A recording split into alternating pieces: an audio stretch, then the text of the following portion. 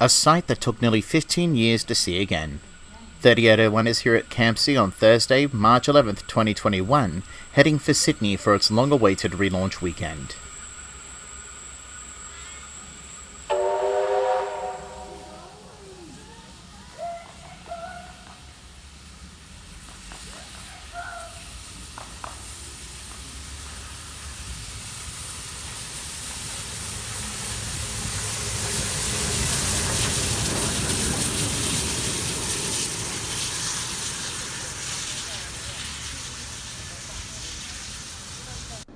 .3801 is often regarded as Australia's most famous steam locomotive.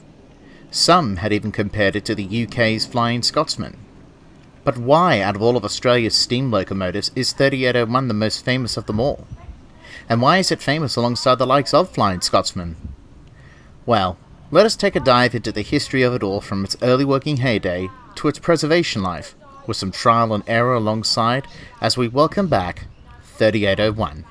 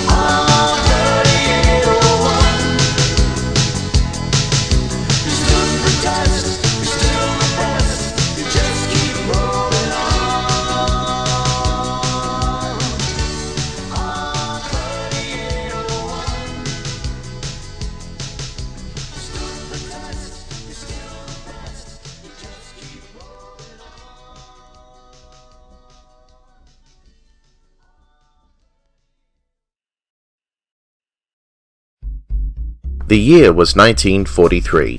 The world was 4 years into the war against the invasion of Europe and the Pacific. Warner Brothers released Casablanca worldwide.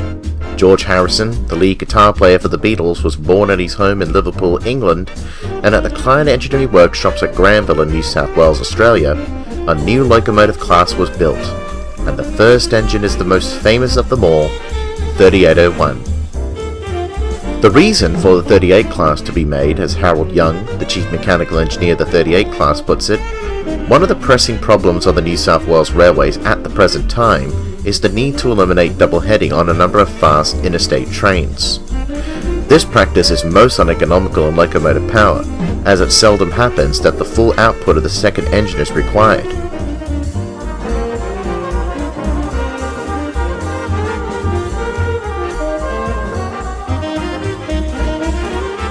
Double heading was not a welcoming thing on the New South Wales railways.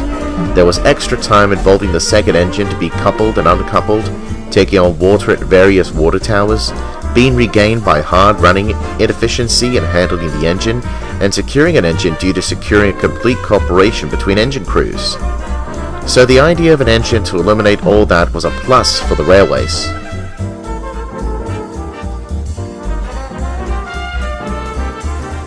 An investigation was made from January to June 1936, and during the 6-month period in question, a total of 290 assistant engines ran a total of 60,375 miles on down trains to Melbourne from Sydney.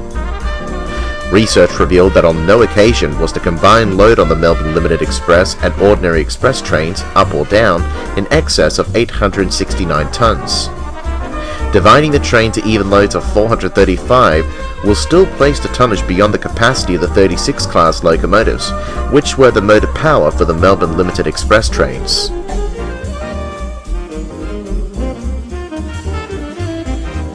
Harold Young proposed that the max train load should be 450 tons, and the locomotive should be capable of hauling 500 tons, and a tractive effort of 45,000 IBS should be designed, thus eliminating double heading. It also provided the opportunity to design a boiler with sufficient power to allow for faster uphill running and reduce the run time between Sydney to Albury by 50 minutes. Investigations were made overseas to find the suitable type of locomotive for this class. Countries included the United States, the United Kingdom, France, Germany, Austria, and Canada. 3 possibilities were found of foreign locomotive practice: the 4-cylinder non-compound 6-coupled locomotive of the 464 wheel arrangement, locomotives considered were the 2-cylindered Hudson Type 464, and the 4-cylinder 464 LMS Princess Royal class, the LNER's A4 of the 462 Pacific type, and the Bayer Garrett locomotive, either the 462 plus 264 or 464 plus 464 type with 2 cylinders to each engine unit.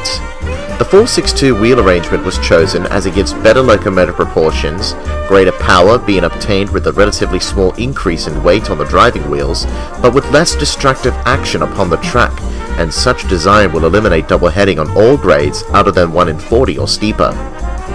Nearing the end of the 30s, 5 38s were ordered by the New South Wales Government Railway, with Klein Engineering building it. Before the contract was permitted, drawings of the locomotive were sent to General Steel Casting Corporation in Granite City, Illinois, USA. The company was requested to create a locomotive cast steel frame to suit the 462 type locomotive. The design of the cast steel frame came back to Sydney in January 1939, and final arrangements were made in February of that year with help from an executive engineer from the United States company, and in April, 5 steel cast frames were ordered, and the frames arrived in Sydney in April 1940. But the world was at war, and the railway was growing a problem with plate frames of the 32, 35 and 36 class fracturing in large numbers, and as a result, 50 class standard goods engines were being used to haul fruit and certain passenger trains. The railways proposed to Klein Engineering that not 5, but 20 of the 38 class need to be built to resolve this problem. But progression on the 38s was slow, and the first boiler test didn't happen until 1941. 3801 entered service on January 22, 1943, although with little fanfare given that the world was at war, and was painted in grey instead of its iconic green and yellow striped livery, given the economy at the time. The grey 3801 was dubbed as the Grey Nurse. It was then painted in its iconic livery in 1947. The grey livery returned briefly in 2006. It hauled slow passenger trains and goods trains until by February 25, 1943, 3801 proved its paces when it hauled the Newcastle Express. It performed faultlessly with not stalling on the Cowan Bank, with engine crews saying it was an easy ride. However, the 38s began regularly hauling scheduled trains to Newcastle until 1944, and had to share the load with the 36 class engines until they were phased out in 1947. Outside of the Newcastle trains, 3801 had hauled other trains too, such as the Southern Highlands Express, the Riverina Express, and the Melbourne Limited Express. There were only 5 38s built with the streamlined design, and between locomotives 3806 to 3830, they were non-streamlined. During 3801's working career, it had achieved a non-stop record on June 28, 1964 of 2 hours 1.5 minutes between Sydney to Newcastle. It remained at the time the fastest rail service between the two cities until an XPT had beaten it in 1988. In 1965, after pulling a slow goods train, problems had been developing. When it approached Campbelltown, it had failed. An examination had found that the number of stays that supported the firebox had broken. It retired from railway service and was placed in the care of the New South Wales Rail Transport Museum, now called the New South Wales Rail Museum. But in 1966, negotiations were made to bring 3801 back into steam. However, the railways were not too enthusiastic, as they believed that another engine could be returned to traffic at less cost. The museum offered $18,000, which is over $200,000 in today's currency, to the railways to make up the difference. The railways accepted the offer, and 3801 was transferred to Cardiff workshops for overhaul. Once it was back into steam, the engine ran various tours until by 1967, the engine was withdrawn due to the condition of the boiler shell around the dome. The boiler was well in its 20s, and at that age, boilers would usually be scrapped. However, 3801 was given another temporary lease of life between 1969 to 1976. It had hauled the 25th anniversary train to the Newcastle Flyer, and the last steam-hauled Southern Highlander train into Sydney in 1969. But the following year was an ambitious journey made by a steam locomotive. On February 23, 1970, the Indian Pacific train was inaugurated on the standard gauge line between Sydney, New South Wales to Perth, Western Australia. To celebrate this and the 200th anniversary of Captain Cook's voyage across the east coast of Australia, 3801 ventured to Perth to become the first steam locomotive to cross the continent, called the Western Endeavour, named after Cook's ship, the Endeavour. It travelled from Sydney with 3813 as far as Port Augusta, as well as with some various diesel locomotives from the Commonwealth Railways due to lack of water supply in the Australian desert. 3801 returned to Sydney on September 12th. 2 years after the Perth tour, 3801 went to South Australia with 3642 to open the standard gauge loop line from Port Augusta to Whyalla. 3801 stayed behind at Port Augusta.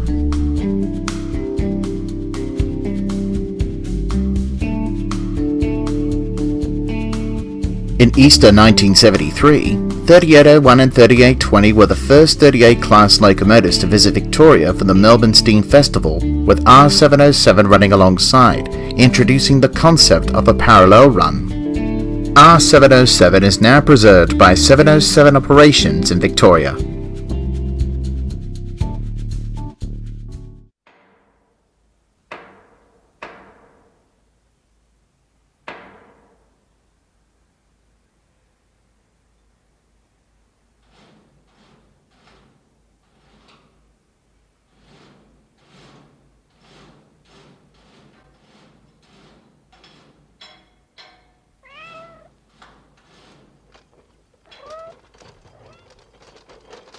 Like the well-known Flying Scotsman in 1929, 3801 starred in its very own film in 1974, which was titled A Steam Train Passes, directed by David Haythornthwaite.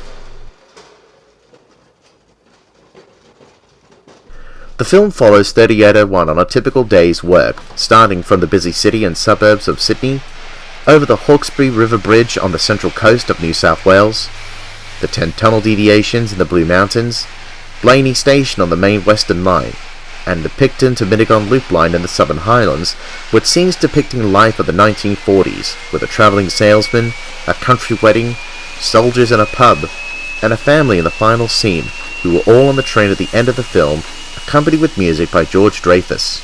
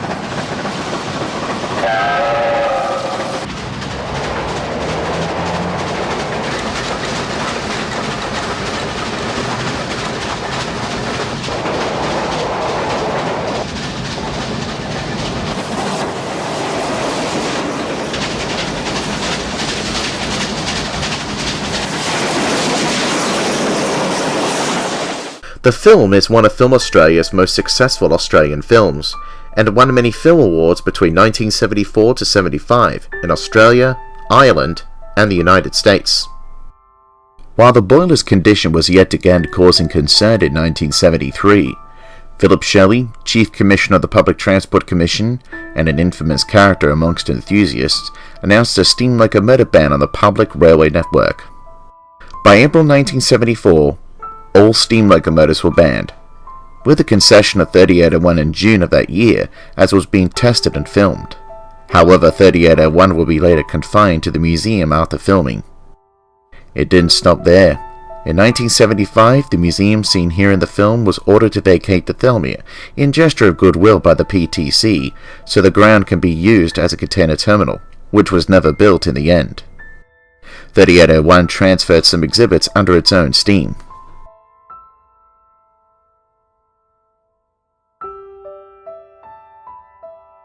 "3801 took trains on the loop line at Thelmere with a fresh boiler certificate, until by December 1976, the boiler had not passed its examination, and became a static exhibit. It looked like the end was in sight for 3801. 3801 had spent 7 years as a display piece at Thelmere, but in 1983 things were looking brighter for the Pacific 38. A restoration was announced for the big green engine. On November 20th, 1983, 3801 was transferred to the State Dockyard at Newcastle, with 79 out-of-trade apprentices on the project from the Hunter Valley Training Company. The restoration took 3 years, and the legendary locomotive was brought back to life on November 15th, 1986, almost 3 years exactly to the day it had left Thelmere, now under the care of 3801 Limited for 2 decades. A special run was made to Newcastle that day, and then 3801 then returned to Sydney 14 days later for a special 3801 Gala Ball. Because of its fame and recognition, there was one big task for 3801 to take in 1988. In 1988, The Time of My Life by Bill Medley and Jennifer Warnes topped the ARIA charts. Crocodile Dundee 2 was released in cinemas worldwide, and in Australia,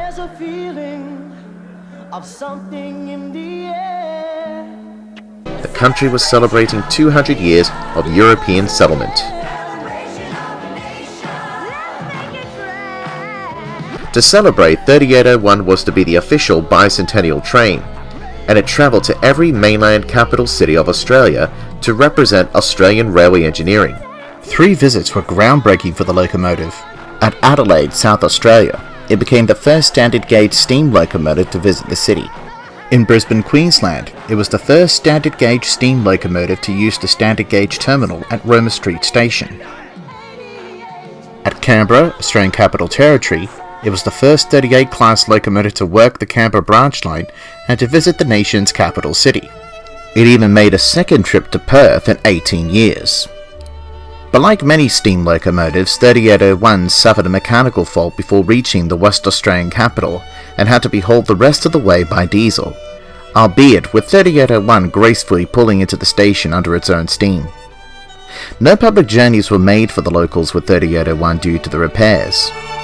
However, repairs were made just in time by Midland Workshops for 3801's departure from Perth, with an additional stop at Adelaide for 14 days before heading back to Sydney. 3801's visits to Australian capital cities weren't the only rail events for Australia's bicentennial. In Melbourne, Victoria, a special bicentennial event was being held in the capital city to celebrate the railway's contribution to the development of Australia, and this event was known as Aussteam 88s. Steam locomotives from New South Wales and Victoria were invited, including some diesel locomotives from South Australia. Even one locomotive from the UK was even invited as well, and that was of course the Flying Scotsman.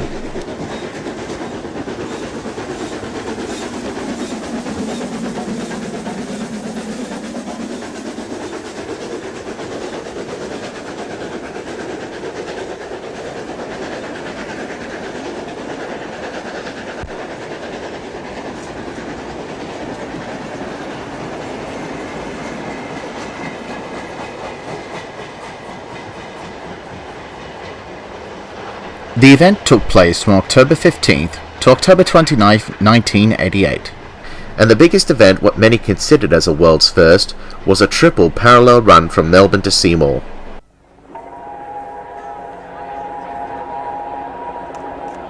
.3801 took part in this momentous occasion on the standard gauge, with steam rails D3639 and K153 double heading and R761 on broad gauge tracks.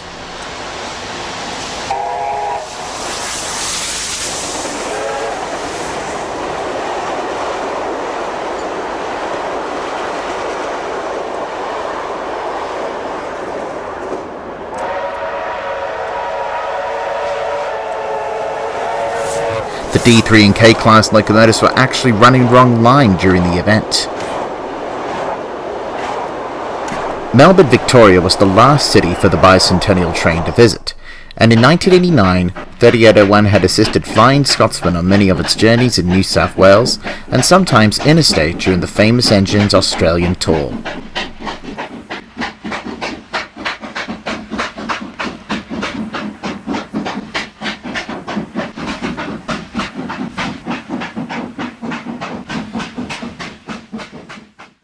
In 1990, a tragedy had struck with 3801 involved.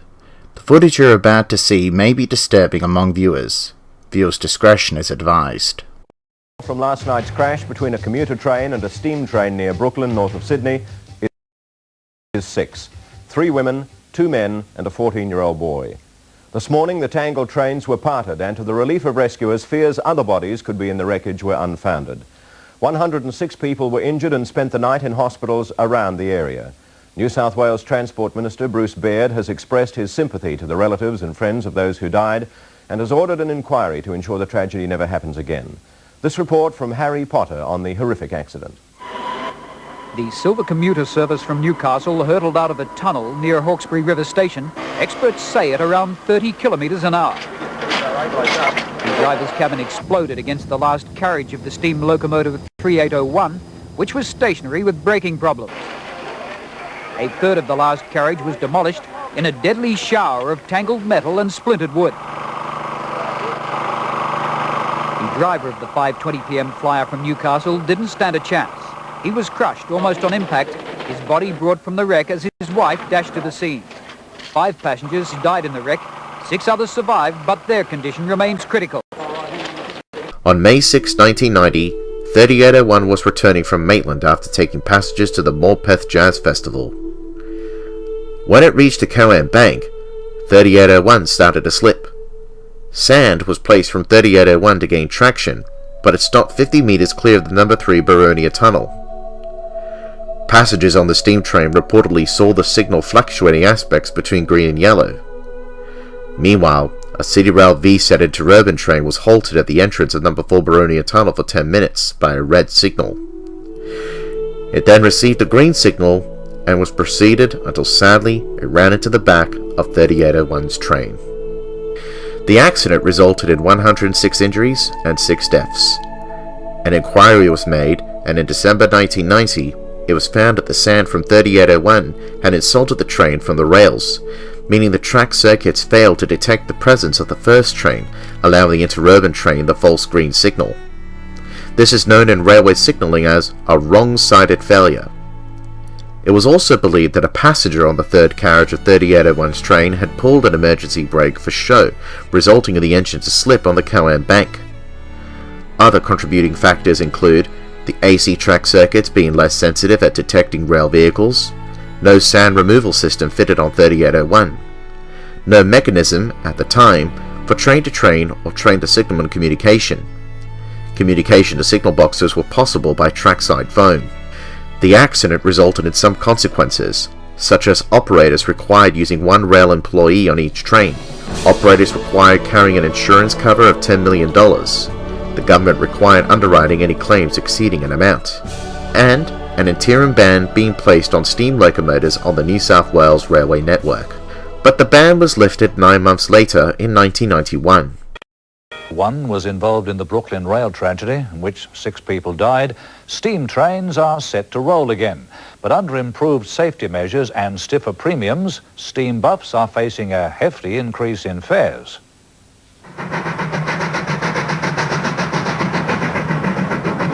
Although there are dozens of functional steam trains in New South Wales, the 3801 is by far the most popular, representing the steam era at its peak of evolution.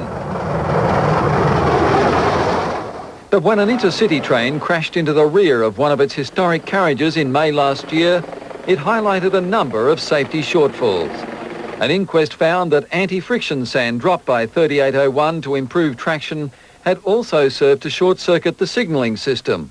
The driver of the intercity proceeded, believing the false green signal was correct. That won't happen again. 3801 will be fitted with a sand removal equipment by the time it goes into service. And from now on, all heritage train operators will need government approval. We will have an accreditation board which will determine which steam train operations will be accredited. The state's steam train societies have agreed to the conditions, and although 3801 is still receiving a new coat of paint, she'll be back on the rails in April.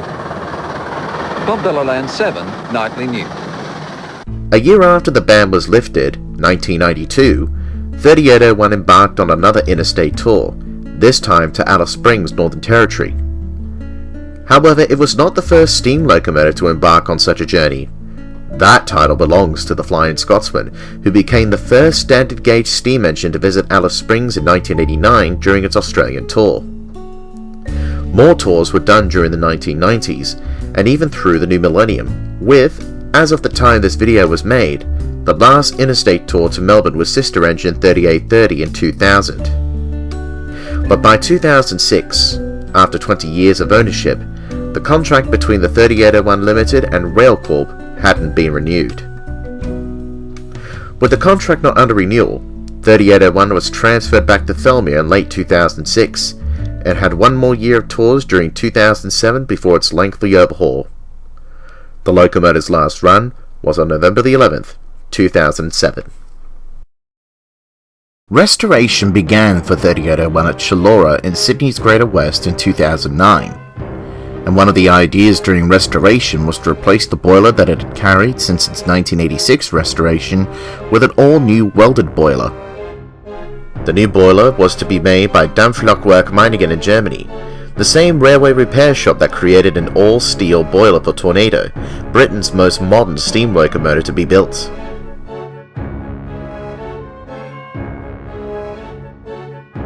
The tender tank was also in need of repairs too, and that was taken care of by the Hunter Valley Training Company in Maitland. By the time the boiler had returned to Australia in late 2010, problems began to show with the new boiler. During its trial fitting, the boiler had shown a number of dimensional, manufacturing, and technical issues that made the boiler deemed unworthy to use by Australian standards. The boiler returned to Germany in 2011. However, no new information had been updated about the progression of the boiler since, until by 2014, Transport Minister for New South Wales, Gladys Berejiklian, had announced by a 2GB radio that the German-built boiler was to return to Australia to be assessed by experts, and that the other boiler that 3801 had carried previously will be upgraded to its original 245 per square inch instead by Goldman's Ainsworth Engineering in 2015.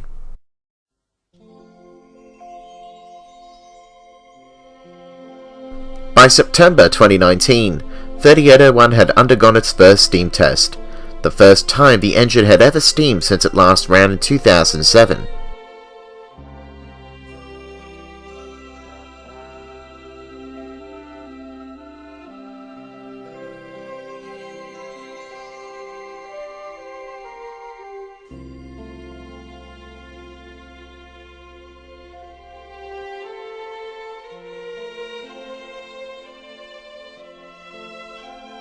Then by January 2020, 3801 had conducted its first steam trial at Chullora, moving its wheels on its own for the first time.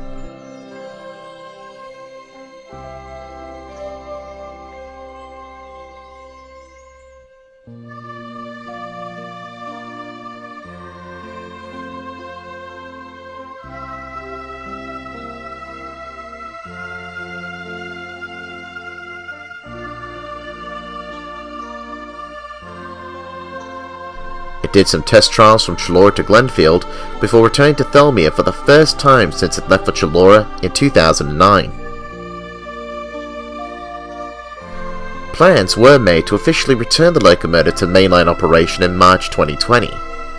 But of course, COVID-19 had spread across the world, including Australia, making it a worldwide pandemic, and with restrictions made to contain the virus, including the banning of large gatherings, 3801's long-awaited return had to be postponed, as people's health and safety always comes first. However, despite the pandemic, 3801 had made a few mainline trials in 2020. We even managed to catch the locomotive on these trials while we were on hiatus until November 2020. In this clip, which was an exclusive to our Facebook page, we see 3801 charging through Campbelltown Station after a successful adhesion trial on the Coan Bank on Thursday, May 14, 2020.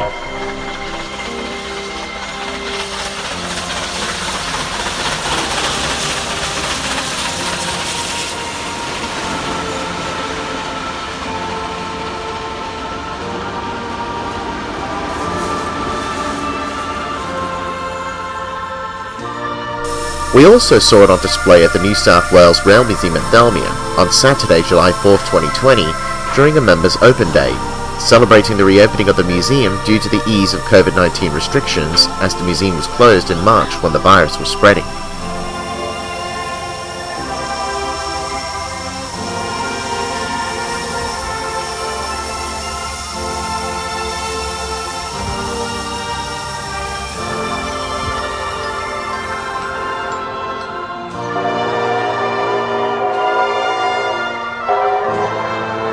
We also saw the locomotive returning from Hurstville on Sunday, September 27, 2020, during its 6 days of mechanical and crew testings.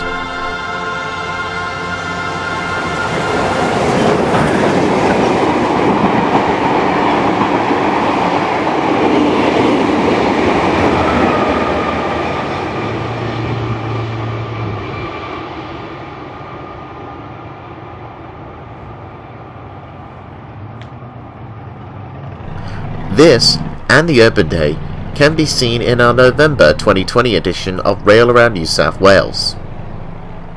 Despite what the world had went through in 2020, it was certainly uplifting to see the locomotive out and about, and gave us something to look forward to in 2021, with restrictions easing up in New South Wales.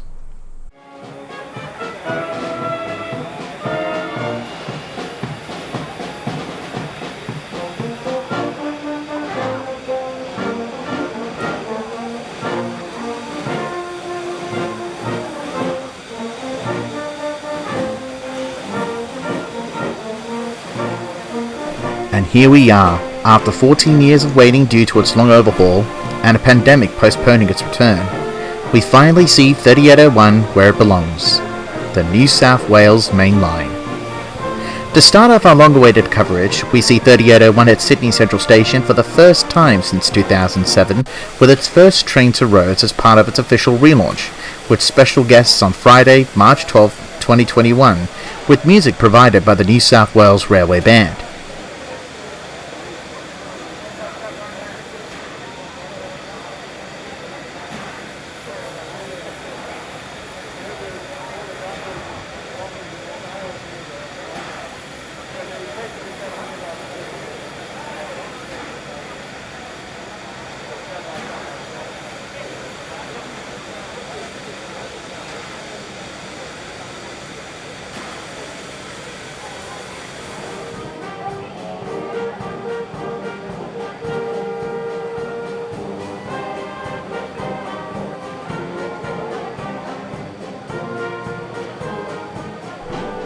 Red Rattler F1 from Historic Electric Traction is seen standing alongside on Platform 3.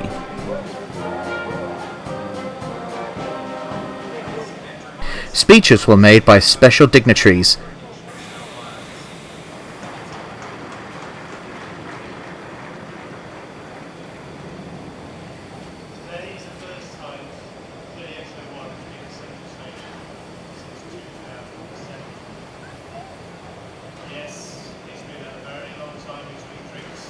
And soon, Governor of New South Wales, the Honourable Margaret Beazley, cuts the ribbon with 3801 blowing its whistle to officially relaunch the locomotive.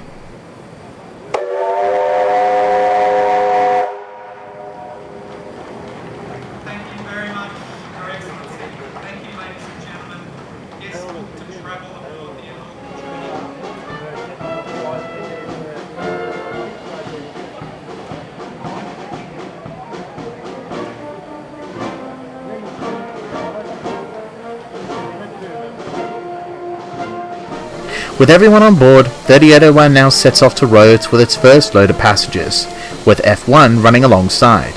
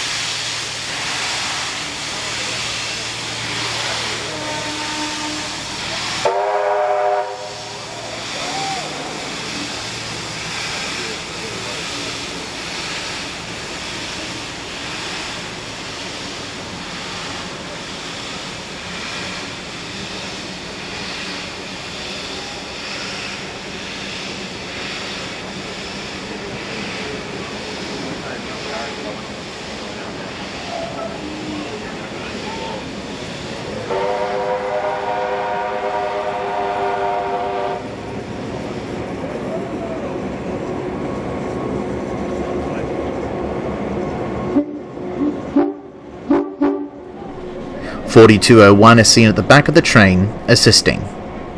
Seems fitting to have locomotives that almost share the same number as 3801.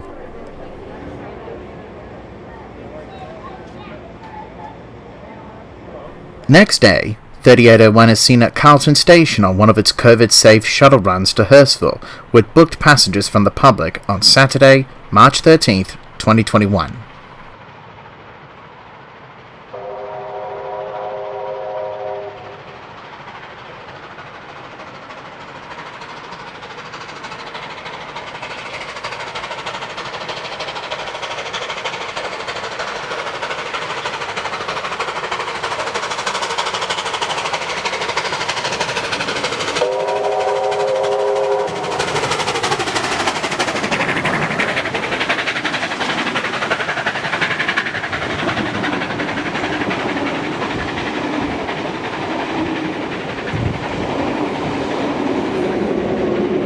Some young children would be either on the train or on the line side, and perhaps not many of them had ever seen an engine like 3801 before.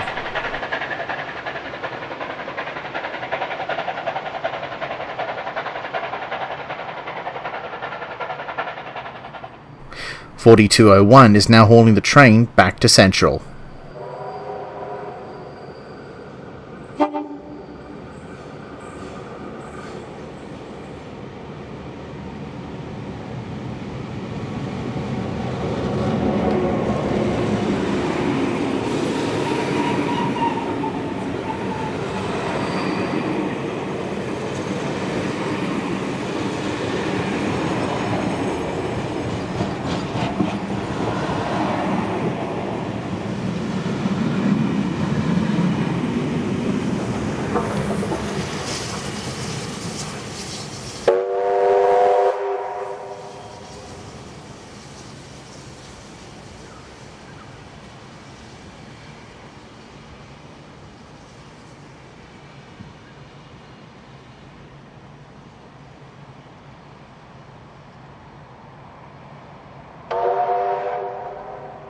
3801 wasn't the only steam engine on the main line that weekend.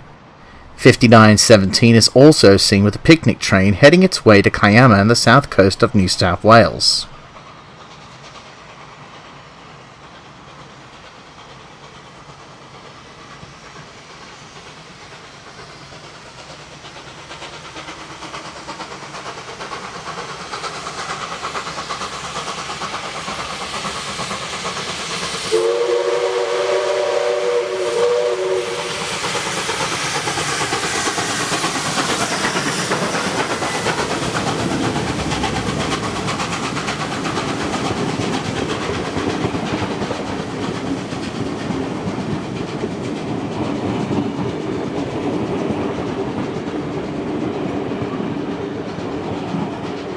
Although 3801 was in the spotlight, there was still some love for the 59 class loco.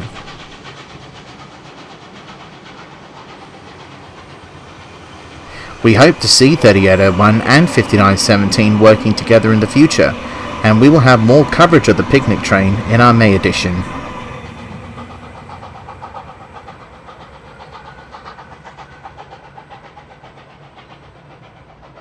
While 5917 makes its way to Kiama, we see 3801 on its second run, this time at Alawa.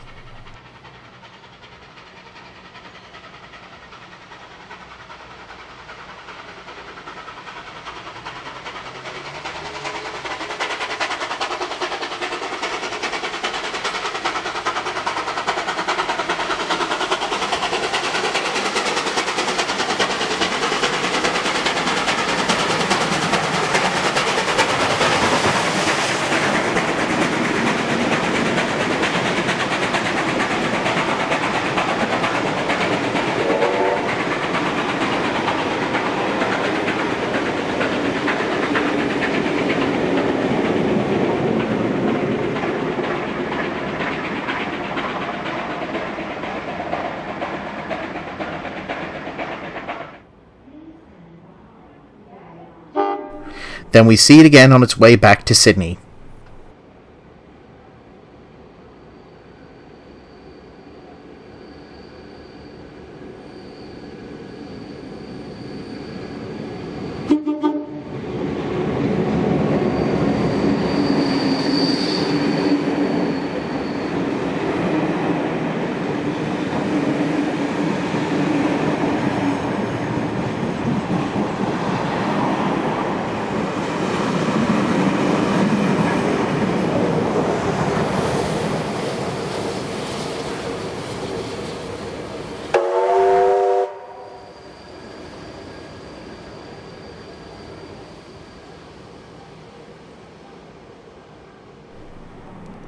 On its third shuttle, we see it at Kogarah.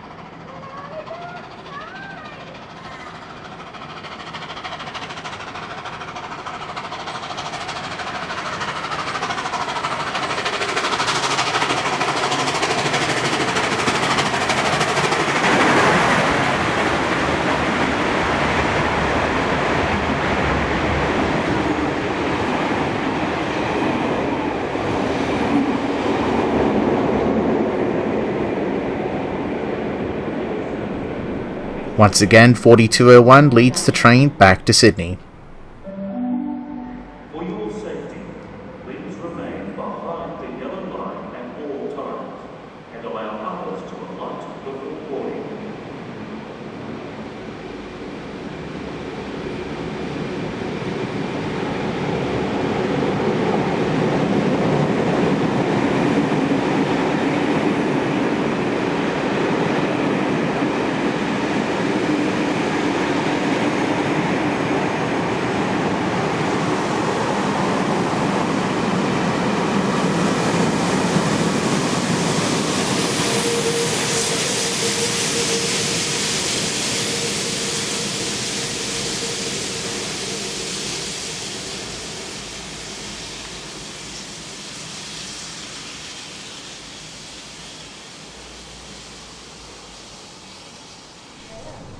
We now move to Rockdale and see 3801 heading to Hurstville on its last shuttle run for Saturday. I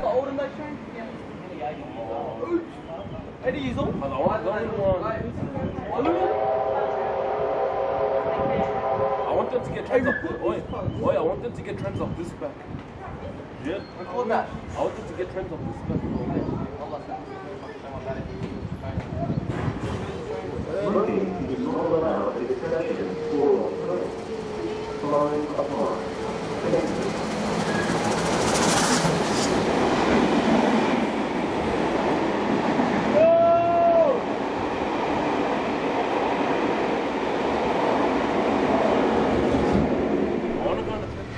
Once again, 4201 leads the train back to Sydney.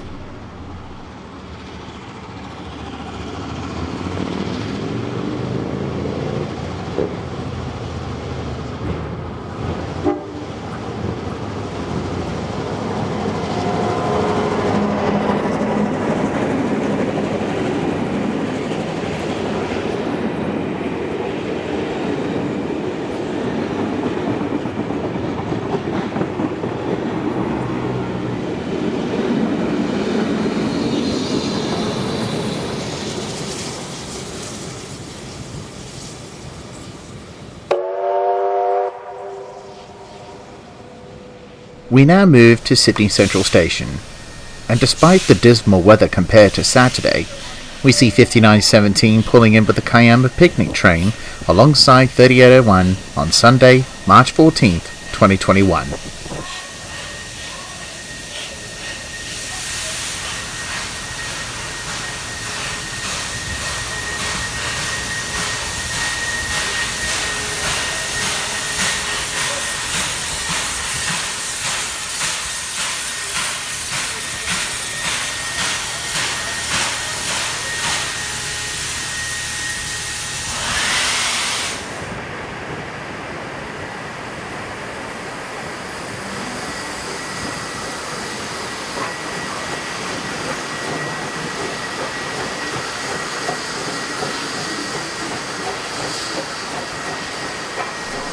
With the weather though, it looks like the crew won't need to worry about extra water for the 59 class engine, since its water tank lid is opened.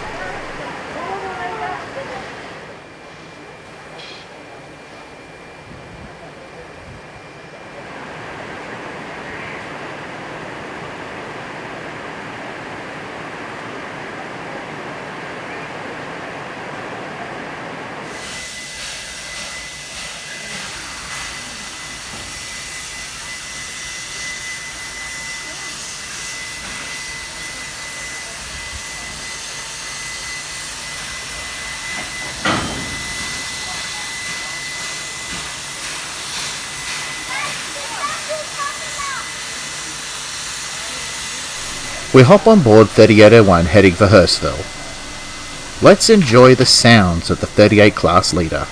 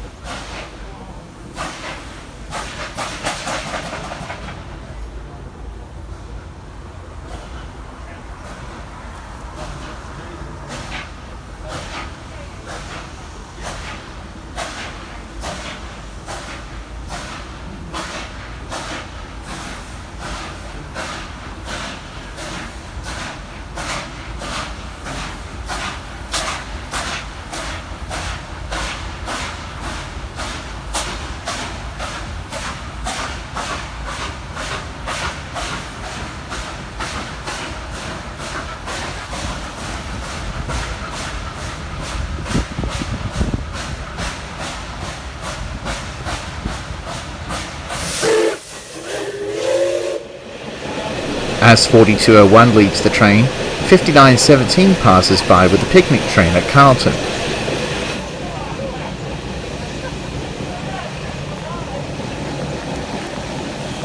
We return to Central to see 3801 on its second run to Hurstville.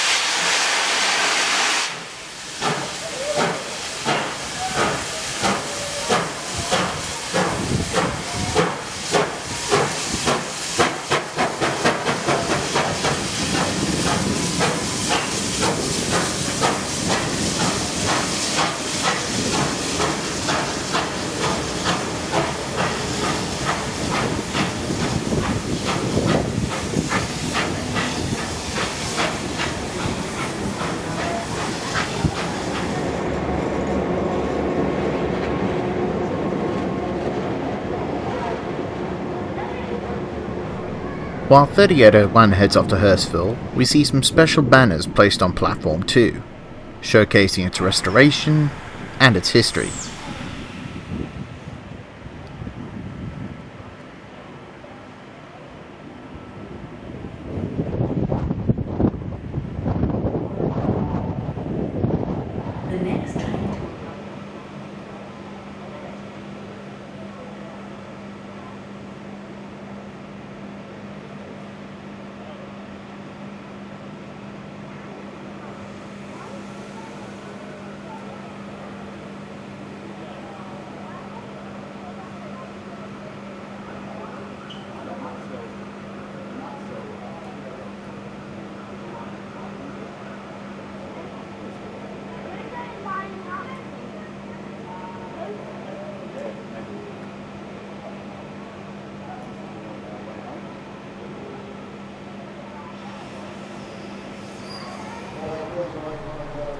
The rain had settled, however strong wind prevailed at Carlton as we see 3801 on its second last shuttle to Hurstville.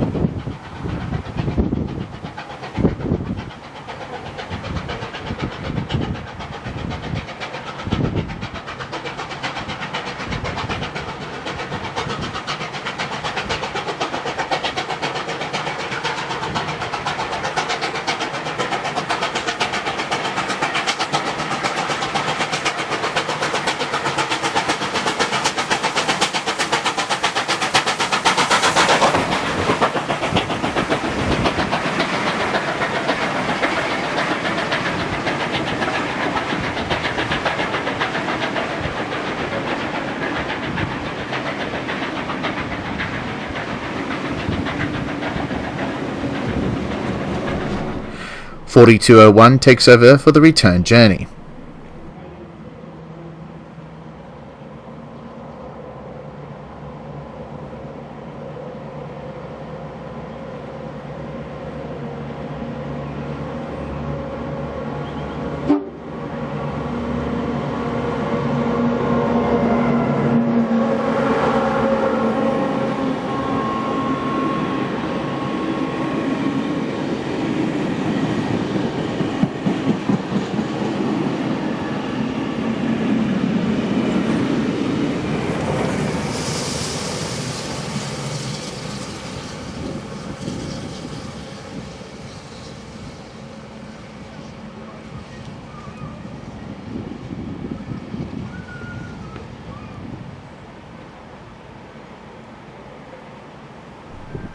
To conclude the day, 3801 is seen at Arncliffe on its last shuttle run to Hurstville.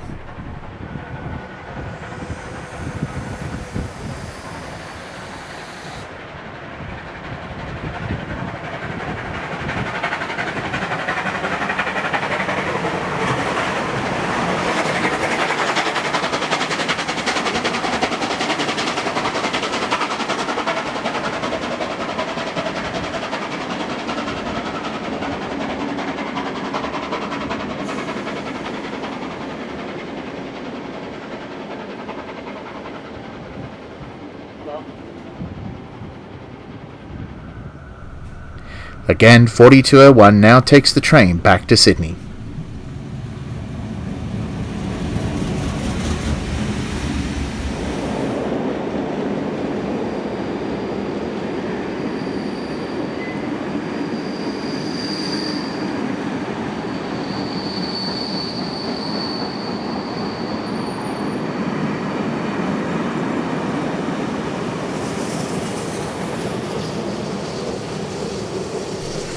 The relaunch weekend is now over, but for 3801 it is just the start, as it will conduct more tours across the state of New South Wales during 2021 and beyond, and we will be there to capture as much of it as we can. A credit to the volunteers who had worked so hard since 2009 to bring the legendary locomotive back into full service. And all we can say now to conclude this special edition is, welcome back, 3801. See her standing at the railroad station. Conductor blows his whistle. All aboard! Kids all hanging out the window. And with a jerk she rolls, and off she roars. Driver opens up the throttle. The all-clear signal beckons down the track. Fireman shovels hard to keep her moving. There's a long train hanging on her back. Look at her roll, look at her roll, look at her roll, look at her roll. The jolly green giant burning Newcastle coal. In a railroad town at night she stops for water and lets an old freight engine rumble by. Passengers sleep on until the morning. Wakes a new day in the eastern sky. And for miles and miles around they hear her coming. They love a friendly whistle, you can tell. I guess you'd say the trains are something special, especially to the ones who know them well. Look at her roll, look at her roll, look at her roll, look at her roll. The jolly green giant burning Newcastle coal. Today the winds are colder on the main line, where once the steaming engines used to run. And they tell us that electric trains and diesels are all we'll see now steam is finally done. How I long to hear the whistle of the big one, slowly rolling down a mountainside, with smoke and cinders hanging all around her. I'd climb aboard and catch me one last ride. Look at her roll, look at her roll, look at her roll, look at her roll. The jolly green giant burning Newcastle coal. Look at her roll, look at her roll, look at her roll, look at her roll. The jolly green giant burning Newcastle coal. Look at her roll.